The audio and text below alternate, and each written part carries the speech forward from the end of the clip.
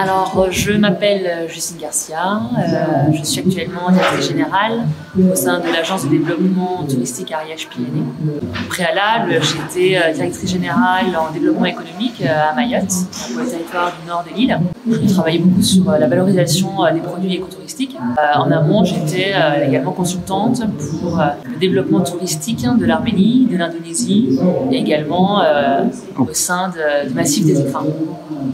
Alors c'est un peu délicat de déterminer l'écotourisme puisque l'écotourisme va induire différentes compétences, différents enjeux et c'est pour ça qu'il est difficile de le définir.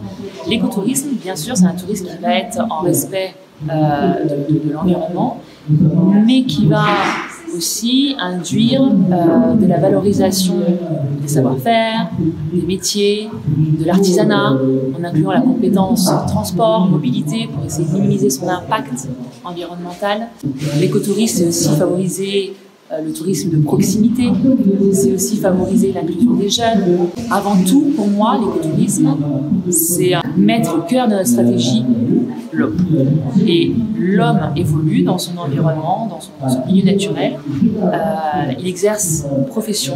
Et l'écotourisme, ça va être véhiculer sa passion, son intérêt de son village, de ce qu'il fait avec ses mains, auprès de visiteurs qui vont être curieux de savoir comment lui, il vit au sein de ce quotidien. Alors pour moi, l'écotouriste, ça va être une personne qui va être soucieuse de comment minimiser son impact sur l'environnement, mais également adhérer à une population locale, adhérer à un cadre de vie. Avant de se déplacer à un endroit, il va déjà réfléchir à son mode de transport pour être le moins impactant pour l'environnement. Il va déjà réfléchir à ça.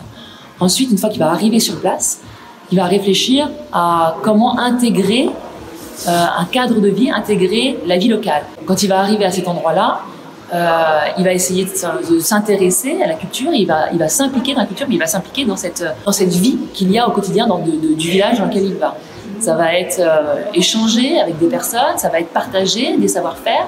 Il va aller rencontrer un fromager à un endroit pour essayer de comprendre comment il travaille, comprendre pourquoi et ce qui l'anime dans ce travail-là et pourquoi ici plutôt qu'ailleurs. Et il va être partie prenante, c'est-à-dire qu'il va s'essayer aussi à ce métier-là.